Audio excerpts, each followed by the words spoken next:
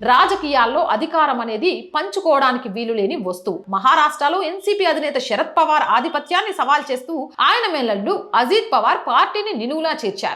దాదాపు 40 మందిని తన వైపు తిప్పుకొని శరద్ పవార్ ను ఒంటరి చేశారు. ఉత్తరప్రదేశ్ లో ములాయం సింగ్ యాదవ్ బతికుండగానే కొడుకు అఖిలేష్ యాదవ్, బాబాయ్ శివపాల్ యాదవ్ మధ్య జరిగిన ఆధిపత్య పోరు సమాజ్వాద్ పార్టీని బలహీనపరిచింది. పాలనా పగ్గాలు అఖిలేష్ చేతిలో ఉన్న పార్టీ యంత్రాంగంపై శివపాల్ పట్టు సాధించడం ఇద్దరి మధ్య ఘర్షణకు దారితీసింది. ఇక పంజాబ్ లో బాదల్ కుటుంబంలో సుఖ్బీర్ సింగ్ బాదల్, మన్ప్రీత్ బాదల్ మధ్య వచ్చిన విభేదాలు అకాలీదళ్ పతనానికి కారణమయ్యాయి. తమిళనాడులో కరుణానిధి వారసత్వం కోసం స్టాలిన్, అళగిరి మధ్య జరిగిన యుద్ధం చివరికి అళగిరి బహిష్కరణతో ముగిసింది. ముఖ్యమంత్రి కుర్చీ ఒకటే ఉంటుంది.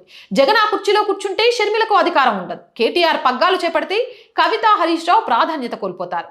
ఆ అభద్రతా భావమే రక్త సంబంధాలను కూడా శత్రువుగా మారుస్తుంది.